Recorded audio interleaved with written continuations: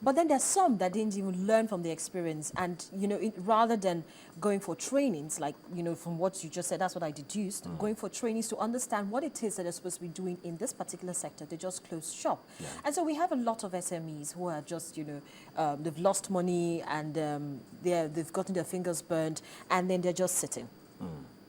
Well, three scenarios mostly play out in the agricultural industry, especially the agribusiness that we talk about now. One, you either make lots of money, 100% minimum. Two, you lose everything and you get bitter. And three, you learn from the bitter experience and you get going again. Now, most of the people who stay defeated go about saying agriculture is not good.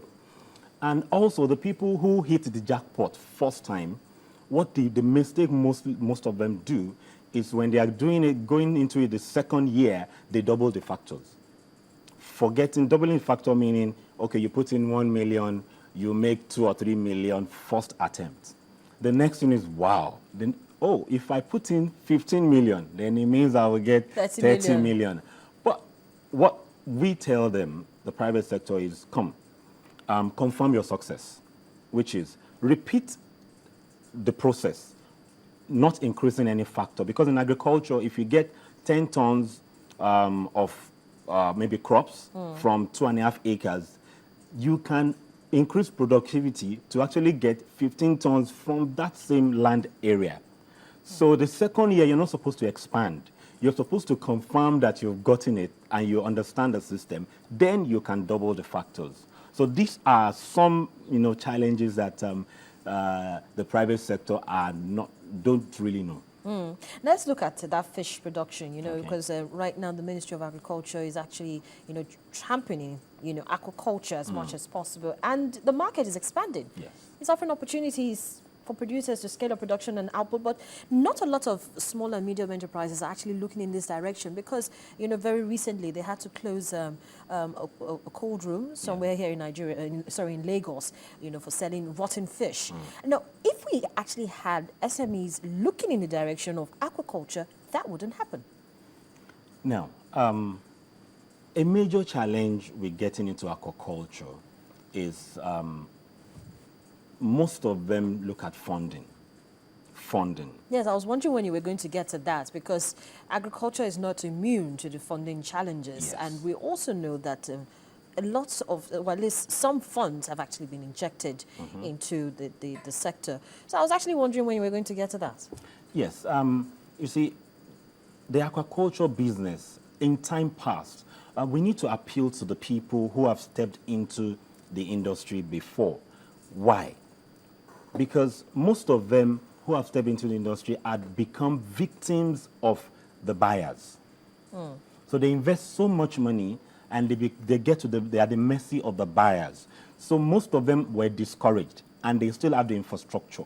What I believe the ministry needs to do is to sensitize the people who had been there before to give a bit of soft landing to say, okay, the subsidies will come to you, not necessarily the new people coming. Because the people who had burnt their fingers before now have a leverage of experience and the know-how. So we need to get back to them rather than encouraging new ones to come. So the old ones now will be a success story for the new ones coming up. That's what I think the ministry needs to do more. But the privates, if you've burnt your hand, I've witnessed, I do more crops than livestock. I've witnessed 3 years back-to-back crop failure with climate. 3 years back-to-back. If you're not passionate, you run away. And that's what the industry, that's what we encounter in the industry. But when you make the money, you make the money. But let's still talk about the issue of funding. Funding, yes. A lot of times, most of these farmers always complain, not just, like I said, it's not just the agriculture sector that is, bedeviled with getting funding for their businesses. But has that issue actually reduced, the issue of getting funds? It has not reduced. It has not reduced. Well, today, the good news today is under this administration, we've had a lot of initiatives that this amount is here. Like some time ago, Dangote put down 2.5 billion with Bank of Industry, counter funding, and accessing those funds has a bit of bottlenecks. Now, so you find out Sweden recently is asking people to bring in proposals and co, but really getting the funds out. What I discovered from my travels and interacting with this organization is the money is there, but it's a bit difficult getting the money out. So if the money isn't readily available, why will an entrepreneur decide to take the risk of venturing into an untapped aspect or an untapped angle, or yes, an untapped angle of agriculture? Okay, I have over the years stayed on the positive side, which is to say, for every challenge creates an alternative opportunity. Now, so some years ago, we sat down to say, okay, the private sector is no longer buying shares like they used to. Now, they're not buying real estate like they used to. So meaning the cash is somewhere. So it means that most of them are holding cash in the bank. So instead of looking to the government agencies or other funding agencies, why not look into the private sector, which is, and you need to know your onions before people part with their money. So that's one of the people are focusing too much on government, and banks, rather than looking at where is the money. The money is with the private sector, individuals, and corporate organizations who are looking for what to do. I'm privileged to have come across a couple of them. The money is there. They're just looking for who, and do you have the information? So by the time, and don't forget their experience. So by the time they ask you questions and you don't know your onions, they withdraw the money. But there's money. If the money is not in the stocks, it's not in the real estate, the cash is there. The banks have more cash. Now, another thing to that is the banks.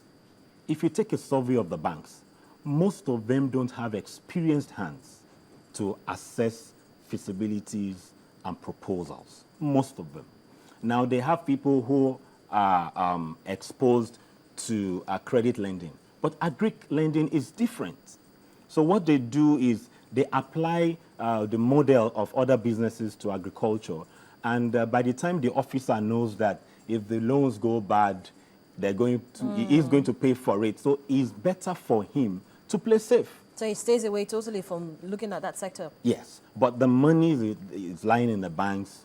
You have the people sitting on the desk, but the risk is on him or her.